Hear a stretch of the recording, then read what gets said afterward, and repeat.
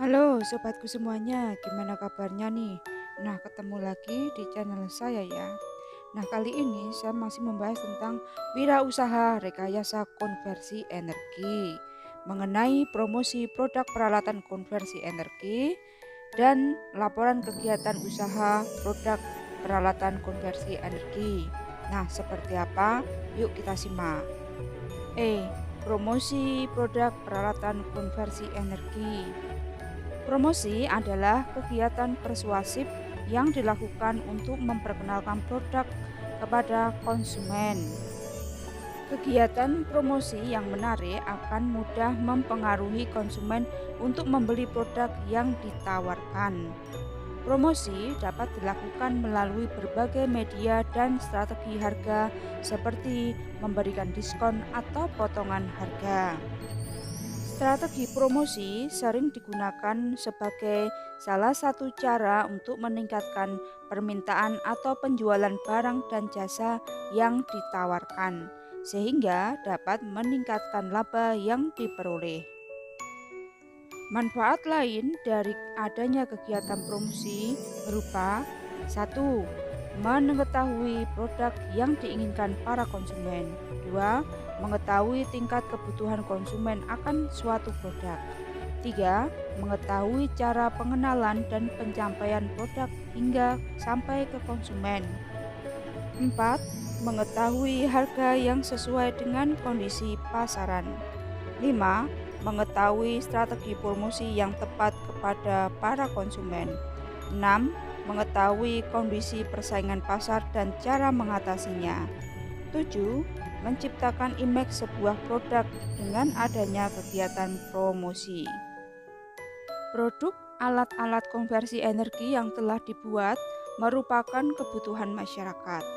Namun, masyarakat tidak akan mengetahui bahwa ada produsen yang membuatnya tanpa adanya kegiatan promosi. Untuk itulah, setelah produk lolos uji kelayakan, hendaknya dilakukan perkenalan produk kepada masyarakat atau konsumen yang dituju. Dengan demikian, penjualan produk akan terbantu dan keuntungan usaha makin meningkat. Ada banyak cara untuk melakukan promosi, seperti melalui iklan di media cetak atau elektronik, penggunaan sosial media, pameran, serta pemberian diskon selama masa perkenalan produk. F. Laporan kegiatan usaha produk peralatan konversi energi. Bagaimana seorang wirausaha dapat mengetahui perkembangan usaha yang dijalankan? Seorang wirausaha dapat mengetahui perkembangan usahanya melalui informasi yang disajikan dalam laporan kegiatan usaha. Ada beberapa jenis laporan keuangan yang dapat memberikan informasi bagi pemilik perusahaan, meliputi laporan laba atau rugi, laporan perubahan modal, neraca, dan laporan arus kas. 1. Laporan laba rugi. Sebuah perusahaan melakukan segala aktivitas ekonomi guna memperoleh keuntungan.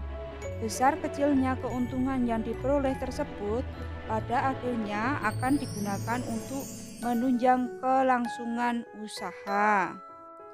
Untuk mengetahui besar kecilnya keuntungan atau kerugian usaha, dilakukan penyusunan laporan laba atau rugi. Laporan laba atau rugi adalah suatu laporan yang menunjukkan pendapatan atau penghasilan dan biaya-biaya selama periode akuntansi. Pada umumnya, satu periode akuntansi terdiri dari 12 bulan, yaitu mulai dari 1 Januari sampai dengan 31 Desember. Melalui informasi yang disajikan, laporan laba atau rugi dapat diketahui rentabilitas usaha, tolak ukur kemajuan, atau kemunduran usaha. 2. Laporan perubahan modal. Sebuah usaha akan sering berkembang seiring laba atau rugi yang diperoleh. Laba atau rugi yang diperoleh akan mempengaruhi besar kecilnya modal yang dimiliki oleh badan usaha. Tidak hanya laba dan rugi yang berpengaruh terhadap modal, pengambilan pribadi oleh pemilik juga dapat mempengaruhi modal perusahaan tersebut.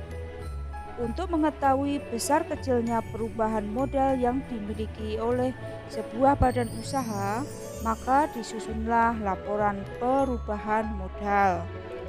Laporan perubahan modal merupakan salah satu laporan keuangan yang menyajikan informasi mengenai perkembangan modal badan usaha untuk suatu periode tertentu.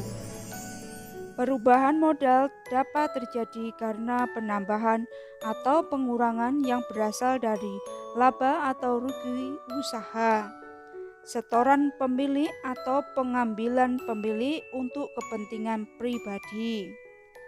Hal-hal yang diperhitungkan dalam penyusunan laporan perubahan modal sebuah badan usaha dagang antara lain: A. Modal awal periode, B. Laba atau rugi usaha, C.